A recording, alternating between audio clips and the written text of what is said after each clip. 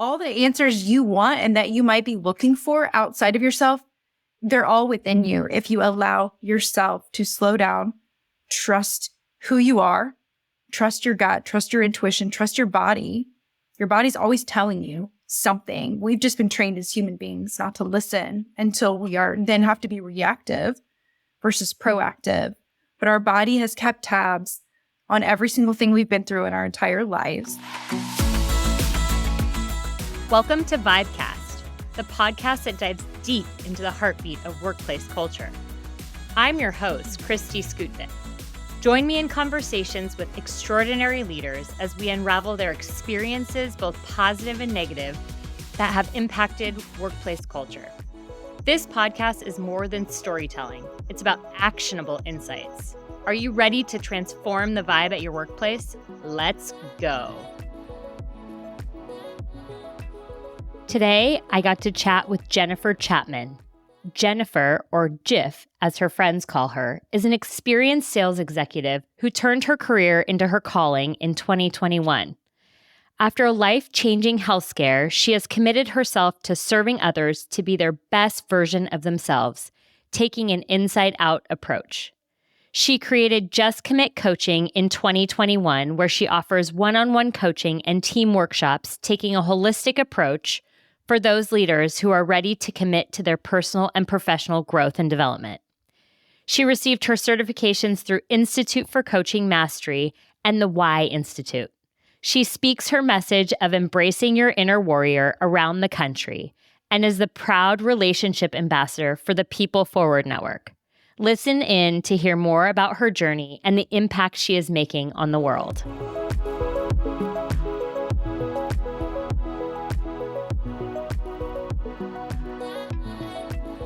All right, Jennifer. Well, I'm really excited to have you on today for you to share your story and all the great things that you're doing in the world. And, we were connected through this podcasting community, and I'm just grateful that to some degree you have continued to pursue me in like what I'm doing, what I'm up to, how podcasting is going. And, I just love what you're doing also. So as I start out all my podcasts, I just like to ground the conversation in understanding your definition of a vibe, because I think that carries through the entire conversation and helping people understand like the place you're coming from. Well, thank you first for having me. It's such an honor to share this time with you. So thank you. And I love the first question. What is a vibe? And I think for me now, as a solo business owner, coach, speaker, my vibe is my energy. And I think that by putting focus and intention behind my own energy, that's who I'm going to attract into my orbit, whether that's friends of mine, colleagues, other coaches, leaders in the community. I feel like paying attention to that and the feedback that I've received over the last couple of years for the work that I do, it's the energy that I put out there. Yeah. And do you find that like it becomes not challenging, but that intention becomes really, really important in the energy that you put out there, because there can be many distractions in creating the vibe that you're looking for. Do you find that to be hard, easy? Like, how do you keep yourself centered around that in what you do? It's gotten easier, I would say. I think it was harder at first. And the more inner work that I've done on myself, especially over the last 3 or 4 years, my level of self-awareness is so high that I very much pay attention to the other energy that's around me and where I'm being pulled into and the why behind it, and where I have my boundary and say that energy and his or her vibe, that's not going to work for me, and feel confident in that. Yeah. So you can like show up as your authentic self, which is awesome. Okay, so tell me a little bit about your story and your journey to get where you are today, to have that confidence and, working and helping creating a vibe for other organizations and for other folks. So I think it's really important to start out just like understanding not everybody just wakes up one day and they're like, I'm going to have an impact and, create good vibes for people. So start us off there. Yeah, I love that. So I've been in the workforce, if you will, for 20 years. So 17 of those years, and still in a different capacity, but I'm a sales gal through and through. So I got a marketing degree and went into a family-owned, privately owned, pretty decent-sized company, though, out of school, in the beer, wine, and spirits industry. And what a great opportunity right out the gate, as a 20-something, being able to sell something like, beer, wine, and spirits to bars, restaurants, liquor stores, grocery stores, and just learned a ton about the sales process. And not only that, the company that I worked for, because it was family-owned, yet it was pretty huge within the industry and across the country, they had a great vibe. They poured into their people. We had so many different benefits and things that were available to us that made working there a whole lot of fun. So that was a really great first experience. Again, 8 years. A couple years after that, I went into more of a corporate sales organization, still within that industry, different vibe because it was corporate. Sure, there were pros and cons to it. Overall, though, it is a reason why I left, because of, my direct leader was an energy that I did not love. When you say it was more corporate, help articulate or define that a little bit more, because I think that can mean so many things. Yeah. So I worked for a distributor, a wholesaler for 8 years. Again, it was privately owned in the Indianapolis area. And then going to another wholesaler, yet there were 35 locations across the country, right? Their headquarters were in Miami. We had a location in Indianapolis. So there was so much more reporting up the ladder. And we had to follow just different guidelines and expectations than it was like in just the local wholesaler, if you will. So that's if that helps define a difference between what I mean. Yeah. Would you say less autonomy, so you couldn't be you as much because you had to fit within a defined process for everything that you did? I would say yes. Short answer, yes. A lot more autonomy working at the family-owned company. And again, family-owned, there were it was a 600-person company, so it wasn't like it was 20, We covered the whole state.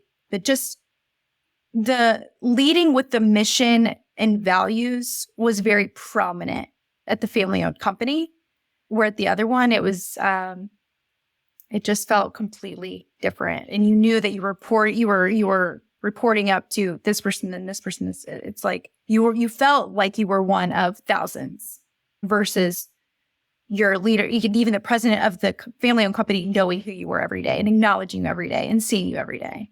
Yeah, makes such a difference, right? And then you were starting to say something about your leader, and that's ultimately what led you to leave that organization. What was it about the leader? What did they do? That sounds like they had a profound impact on you, maybe not in the most positive way, right? But something you probably put in your Rolodex and say, I never want to be like that, or don't want to make sure I don't do that when I'm leading people. Yeah, I think that, and to say that he has done quite well. He has climbed that ladder in that industry. So he's doing a lot of things right. He just wasn't for me. And I guess what I mean by that is he very much drank the water. He drank the Kool-Aid, where the leader I had before that. So I was there for 6 months in this corporate distributor, had a great leader, went on vacation, came back, and he was gone. Oh, shoot. So that elevated my curiosity. It was because he probably wasn't drinking enough of the Kool-Aid that he left, and then had this other person came in who did. And it's like, and if you didn't love that, if you didn't follow that, then yeah, it wasn't going to be for you. So I saw myself out. Yeah. So you leave there, and then you have, more of your career. Is there a defining moment in your life where you could articulate and talk about what made you realize the things that you're doing now, right? And the things that you wanted to do in the future. But what was that, or many defining moments, if you will, that helped shape kind of the impact that you're having in the world today? Such a great loaded question. And one thing that I'll share that I think was a moment was when I was recruited on LinkedIn to go to a different industry. After 10 years of being in the adult beverage space, I was scared, right? Because I was leaving an industry that I knew really well for 10 years. Yet I knew I wasn't I felt like I was climbing the ladder very, very slowly, like stair-stepping very slowly.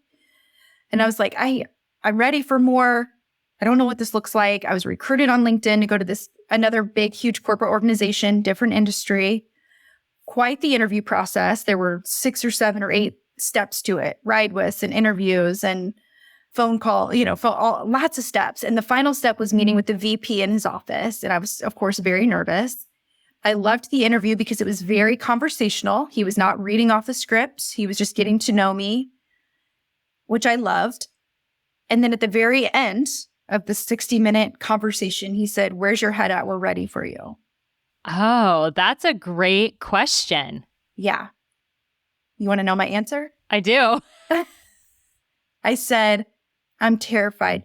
I'm terrified to say yes to you and fail." And he said, "What if you say yes and succeed?" What a profound moment. Yeah, right. What an authentic conversation too. Like he was being honest, you were being honest. And it's like, how could you not start a great relationship with that level of honesty from the very beginning? That's incredible. Looking back now, I didn't know it then. Looking back now, it was like he believed in me already more than I believed in myself. Yet here's my resume of 10 years of sales success, if you will. And I shared that with all of you and everyone else that I've met and interviewed with and spent time with. And yet you believed in me more than I believed in myself. Wow. And thank you for that, because of that is a huge reason I said, yeah, I'm going to try this because you said that. And I did. And I'm so thankful I did. Yeah. And so what did that look like? Like as you progressed, what did that look like? And then you ultimately left. And so things changed over time. And then what did you walk away with and where did you go next? So after having the most successful year of my career, my first year there, I thought, oh, this is what it's like to be at the height of, at the pinnacle of a career and making the kind of money that I wanted to make that I wasn't making, in the previous industry.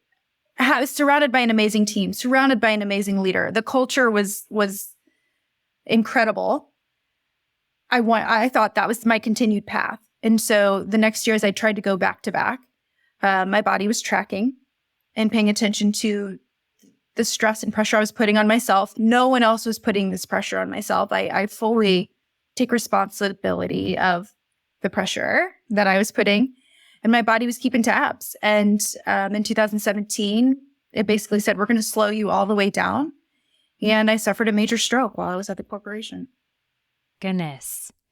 The physical impact of the stress of an organization and truly, not just the stress of the organization, but the stress people put on themselves to keep up with the grind, if you will, where there aren't vibes to take care of, like in that wellness space or check in with you to make sure that you're okay, is quite incredible. Like I think people ignore the physical impact that they put on themselves. And so that turned your life upside down. I'm sure of it, right? So how did that change and define, your life and what you did next? Everything. I mean, it changed my life in every single way. And so for the purpose of our conversation today, I just want to iterate, the support that I received from my organization while I went through my recovery and rehab, because I was out for 4 months in inpatient rehab, outpatient rehab, relearning how to do certain things. I was so supported in every single way. They would, my team and my leaders and people from other offices within the region would come to visit me or send me, dinner, send my husband and I dinner, or send us notes of, we're thinking of you, we're here for you. And then when I felt I don't know if I was confident, truthfully, comfortable enough to think that I was healed enough after 4 months to go back, they welcomed me back with open arms, with patience, with grace, and just said, we want you here, do what you can do.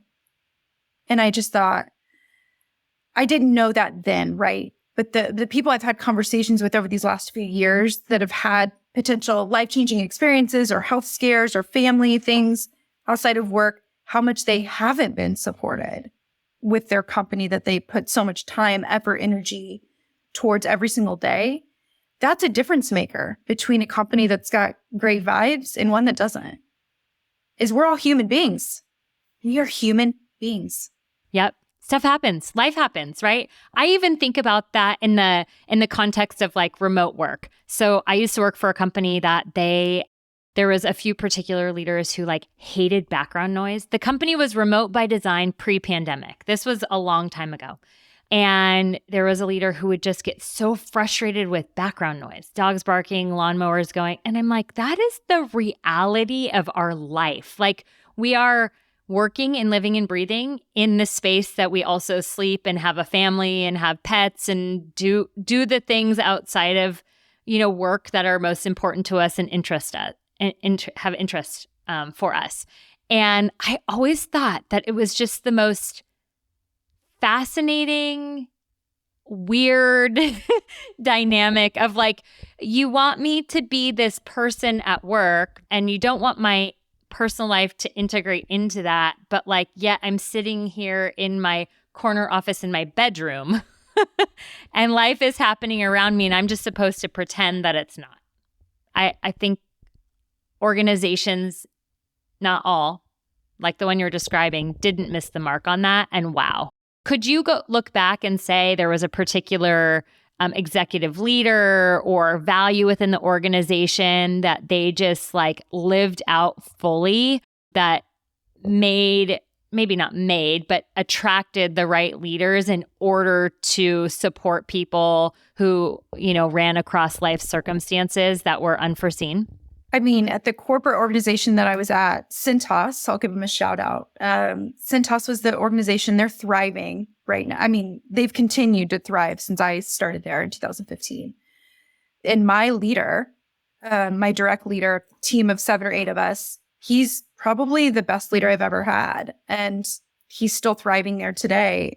And then the first female VP that we had in our region was also one that stands out to me as the first female VP of a region that was coming from a company that was very, white shirt, blue suit, tan shoe type of vibe until someone like her came along. And it was an honor to be in her region and be the top number 1 region 3 years in a row because of her leadership. Why? Because she would come on stage, whether she was speaking to hundreds of us or she would travel to each location and speak to us as teams and share who she was as a human being and would share her bathroom floor moment, would share the hardships that she went through, shared how she had to fight for a position at this company and had to really prove herself. That brought a lot of walls down for us as a team. And even the leader that I was speaking about, one of the best leaders I've ever had, is every week around the table, as we would have our Monday meetings, he would always ask us to share a win. Start with wins, share a win. Well, a lot of times that was you were speaking about your numbers, your sales numbers, right? How much did you sell the week before? I'm a very competitive person. So if I didn't feel like I sold enough the week before, I would always acknowledge like, yeah, it was a tough week, not proud of my number this week. And he would always say, find the win. Share a win. You had a win. Find it.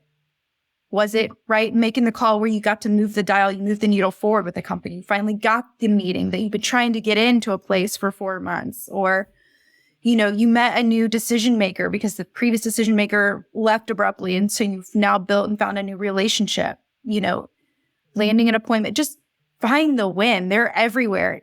Do you have the lens on to see it? And I loved that so much about his leadership. And that's very much what I share now as a coach and in teams and in audiences that I speak with. As a human being, find your wins every day. Celebrate the small wins. It's so interesting because I had somebody send me a text one Monday morning about like, okay, what were your wins last week? Actually, it was probably a Friday. What were your wins this week? And I had a moment of like, did I really have any? That kind of same thing. Like, were there any to really like share or celebrate? And it's such a mindset because once you put one down on paper, I guarantee you'll find 5 more. It was the wildest experience. And I'm a generally positive person and I can find the good in things. But to your point, I'm fairly competitive and I have a high standard for myself. And so if I don't think it's a win worth celebrating, I won't even count it as a win. But then when I put it on paper, what the win was, like you said, a tiny conversation with somebody you hadn't talked to in a while.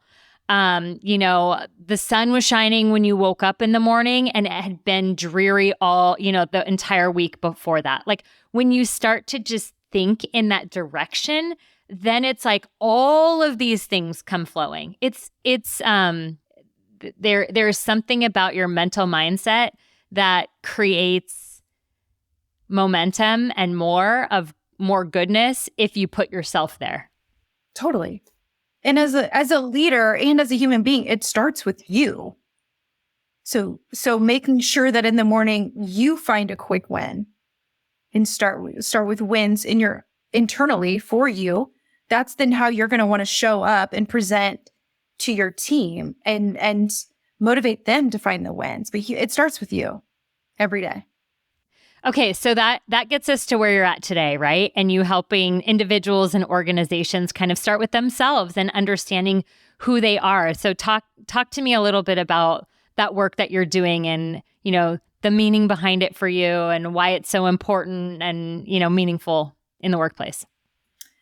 Yeah, so, a shout out to, I hired my first coach in 2018 when I was struggling, still with the mental and emotional piece of recovery. And I needed somebody.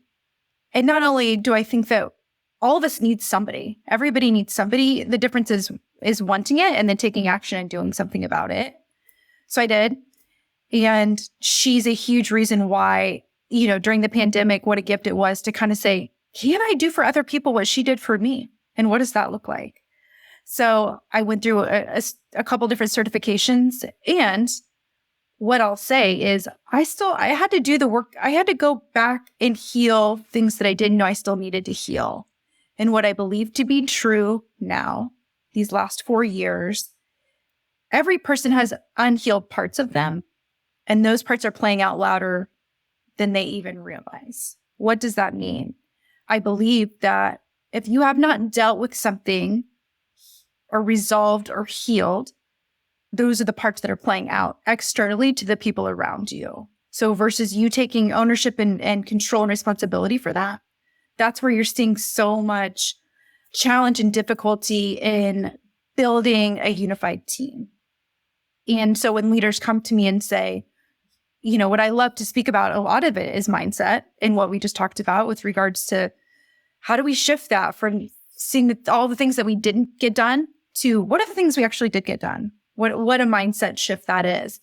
And so I'm very passionate about victim mentality versus warrior mentality. That's what I speak about. And a lot of leaders will say, we've got somebody adapting a victim mentality on our team. Will you come address that for us? Not to call them out, but just speak about it to elevate self-awareness, because self-awareness is first and foremost, always and forever. How self-aware are you? So how do you get people to shift that, right? So, I'll play this out on my kids sometimes. I'm like, because kids are like really great at being a victim. And they'll be like, well, I didn't do that, or so-and-so did that, or was it my fault, or that's not fair. And it's actually like a big pet peeve of mine because I just feel like it's not going to get you anywhere. And if you can nip it while they're young, hopefully they'll change their mindset as they get older and kind of grow out of it. But as an adult, you have all these wirings over time created through experiences. How do you untether or rewire that thinking from victim to warrior? Again, the awareness piece comes first. And so as long as you create a safe space, like a safe and trustworthy space that we're all humans, you're not alone in anything that you're thinking or feeling or dealing with, even though you may think that you are. It helps to know so much that once you say something, someone else is thinking it or saying it or in it or has been there. And it's like, oh, it's okay. And one of the most dangerous places to be is in your head. Isn't that the truth? That can be a scary place. It's also empowering them that it can it can change. It can be different. You can empower yourself. I learned a couple years ago, I did my first cold plunge a couple of years ago. It was awesome. And I recommend it if you've got the, Do you still do it? Not on a regular basis. No, I would. And I've done like some cold showers, like I'll not let it warm up. And it's like, it helps so much with your breathing. It's so powerful. But I remember our guide that we had, because we had to practice these breathing techniques. He's like, if you let your mind tell you what to do, it's going to tell you to like, get the air, right? Exhale, take the breath. You can't do this. It's hard. He's like, do not let your mind tell you what to do. You tell your mind what to do. So tell your mind that you've got this. Hold it for 5 more seconds. You can do this. Encourage yourself, empower yourself. You've got those capabilities within you to do it. It's just, again, becoming self-aware, because if you let your mind tell you what to do every day, you're going to stay exactly where you are and wonder why. So encouraging and empowering others to share those types of tools and resources on what it looks like to what I call embrace your inner warrior. And it is uncovering things that maybe you haven't yet done, that you didn't realize, oh, that was holding me back because that was a pattern that was playing out that I learned from when I was a kid. Because I wholeheartedly believe everything we've learned came from when we were kids. Yeah. There's this theme that's been coming up for me this week, and it's about being present. It comes up like often, and then it'll kind of go away, and then it comes up again. And I feel like this week in conversation, I've had probably a handful already, if not more, conversations just about being present. And I think you can't shift your mindset and empower yourself to do those things and move into a warrior mentality if you're not present in the moment. Because that's what's happening. What I see is happening is people are doing 40 things at one time, and they really can't focus on any one thing. And so they're just like going through the motions, right? Or the motions that they think are the right ones, or that are the easiest, or that they default to from past experience that may or may not be any good. Sometimes people are lucky and they're awesome, and sometimes people are not so lucky and they kind of suck, right? And they don't realize the impact they're having on their team because they're not present in the meeting that they're having with their team, and they're not intentional about how they're spending their time, and they're not open to receiving or seeing the impact that they're having because their mind's in a different place than where they're like presently at. So anyways, I just thought that was important to bring up as you're kind of talking about mindset and empowering yourself. I so often think that it's because people aren't focused right here and right now and the conversation that they're having in order to be able to even do that. They just simply aren't thinking. Yeah, or that's all they're doing is they're thinking. They're thinking so much about so many things that they're not allowing themselves to slow all the way down. And I think one of the most powerful lessons that our coach taught us, and she said over and over again, was when you want to speed up, slow down. Slow all the way down.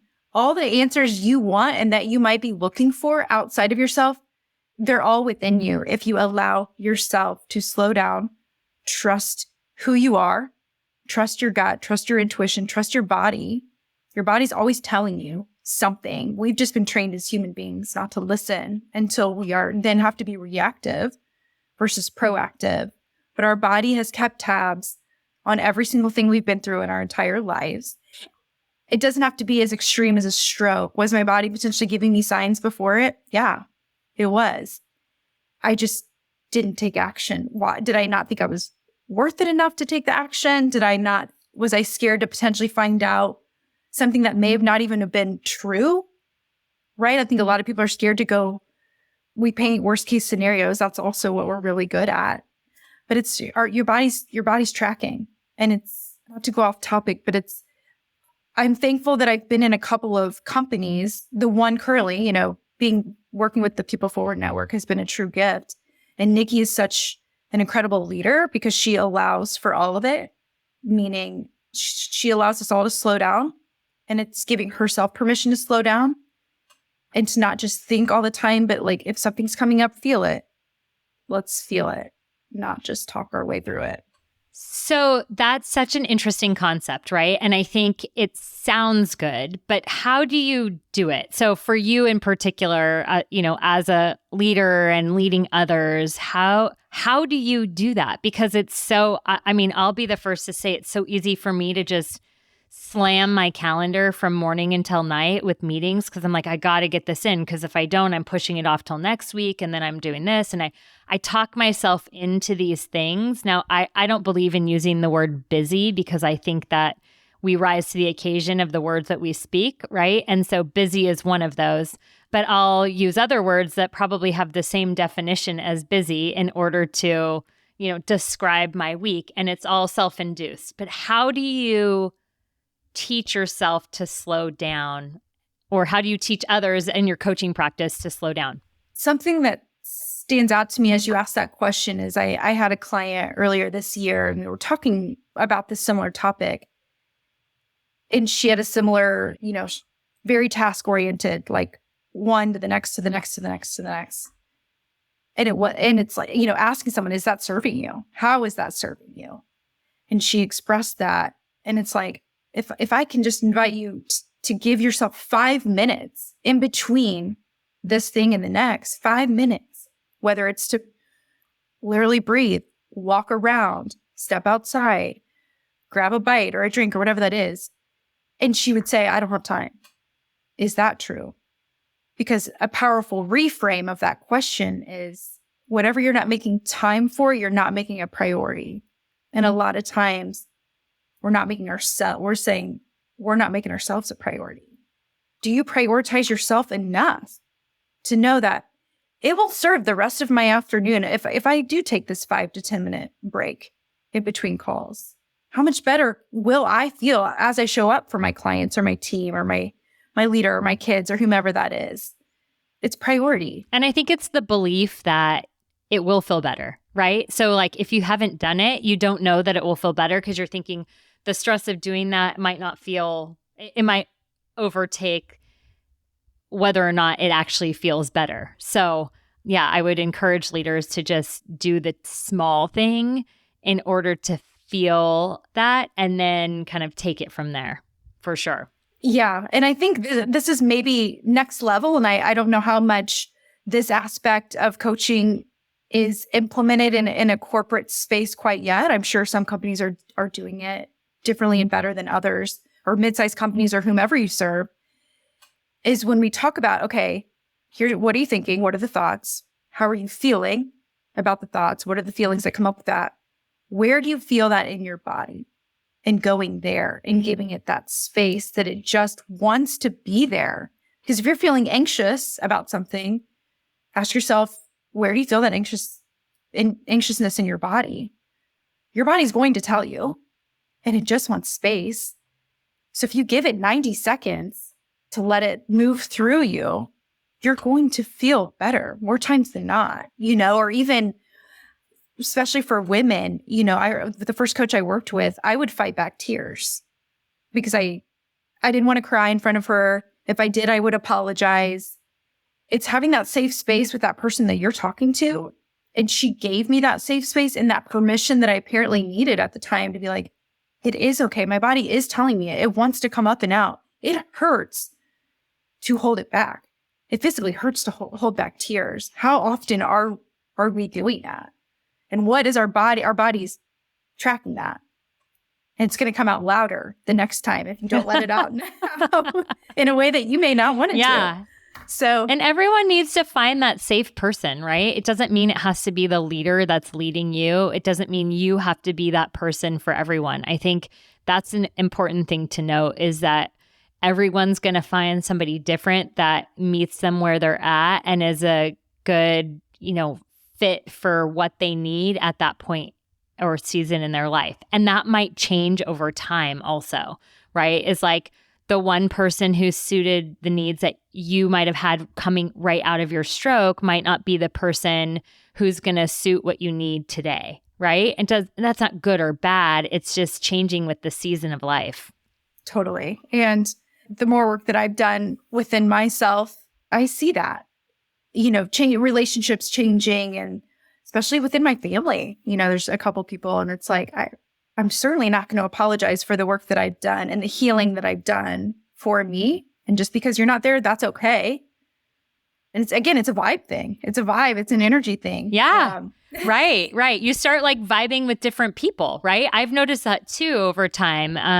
In like personal relationships and friendships, it's like you start to grow closer to those who are growing along a similar trajectory as you maybe, or are working on the parts of their life that are, they've recognized and noticed, and you kind of grow apart from those who don't have that same priority, I'll say, right? It doesn't mean something to them. It's just not a priority for them. And so the gap becomes wider between who you have become and who they are. It's quite a trip, actually. Yes. Like it happens very slowly, and then all of a sudden it's like in your face, and you're like, whoa, where did that come from? And what do I do with it, right? And I know that happens with employees within organizations and with leaders too, right?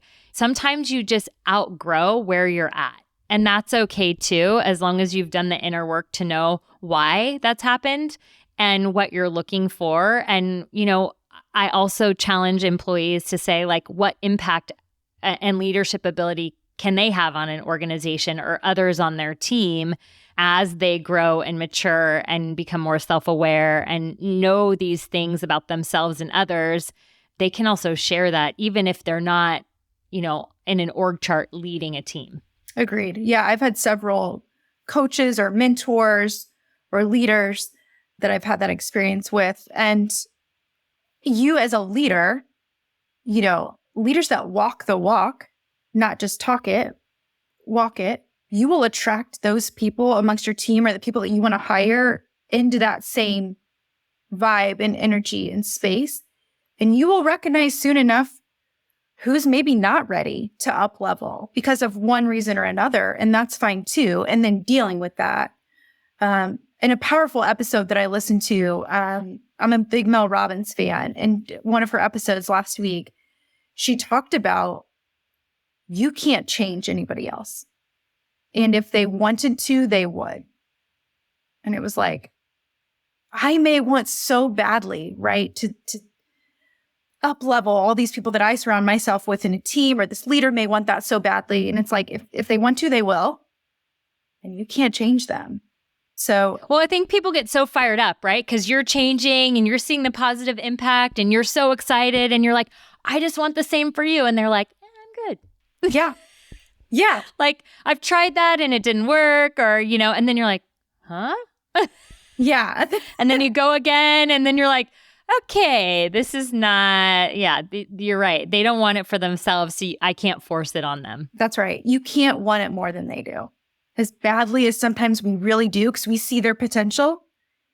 If they don't, it's paying attention to your own energy and where can I shift that or direct it to that I know is going to pay off and be a win-win for everybody else. So totally. Okay. So as we wrap up, what's the one thing, right? If you had to pick one thing leaders can go do now to begin improving their leadership and the vibe being created within their team or company, what is that one thing that people can walk away with? It's simple. They don't have to get a group together. They don't have to get a big budget. Like, they can just go do now. What would you recommend? Treating them as human beings first. Having conversations with them, getting to know them outside of the role that they're playing for you. Be people. We're all people. Bringing those walls down, showing your own vulnerability. I'm honored to be a part of the People Forward Network team. And we now do once a month, like, social happy hours.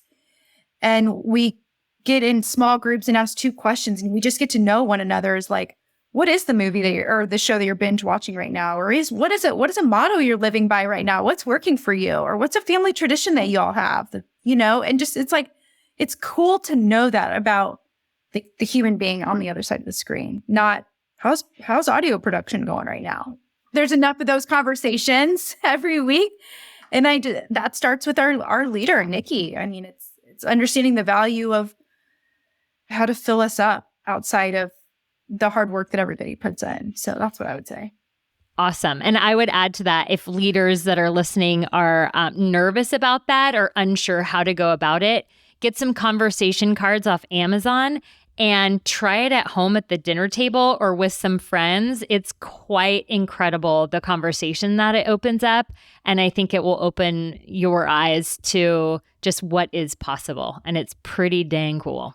It is. It's as simple as that, right? You don't, like you said, you don't have to have a big budget. You don't have to have a big, huge game plan, but start somewhere and watch the magic unfold, I would say. Yeah. If nothing else, chat GPT how to have a conversation. Let's use the resources that we have and the technology that's out there, man. It's at our fingertips. We just need to use it wisely. Totally agree with you. All right. I'm going to do a little lightning round just to get to know you a little bit more. So beach or mountains? Beach. Coffee or tea? Man, I want to say both, but if I had to choose one, coffee.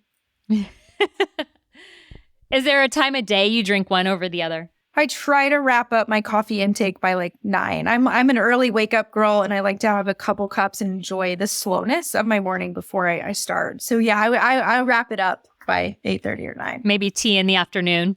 Yes, exactly. Netflix or like the movie theater? Not a movie theater girl.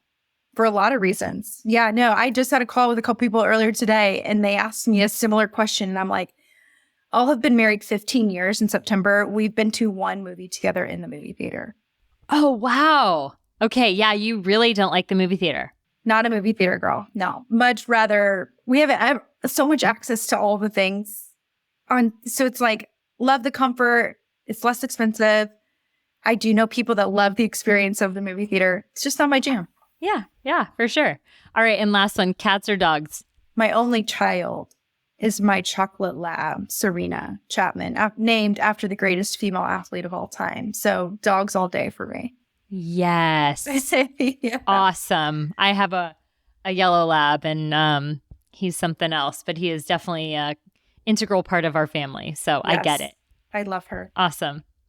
Well, thank you, Jennifer, for joining me, for sharing your wisdom, for the nuggets of information to the people out there listening. I just really appreciate you taking the time and, keep doing what you're doing and having the impact and sharing your story, because it is quite profound. Well, thanks so much for the opportunity. I've thoroughly enjoyed our conversation and love the work you're doing, Kristi. Keep it up.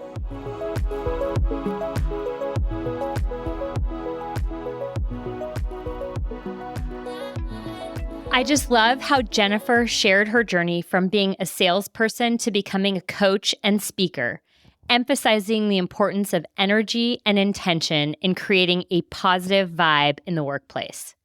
She discussed the challenges of staying centered and authentic in a distracting world and the importance of self-awareness in maintaining boundaries. Jennifer also talked about her defining moments, including a stroke that led her to reevaluate her life and the support she received from her organization during her recovery. She highlighted the significance of finding wins and shifting from a victim mentality to a warrior mentality. During our conversation, we explored the importance of being present and self-aware in order to shift mindset and empower oneself. We emphasized the need to slow down and listen to one's body, as well as the value of creating a safe space for vulnerability and open conversations to truly be your authentic self. The one thing Jennifer said to go do now is to treat others as human beings first and have meaningful conversations to build connections and understanding. So powerful, yet so simple. Thanks for listening, friends, and keep vibing.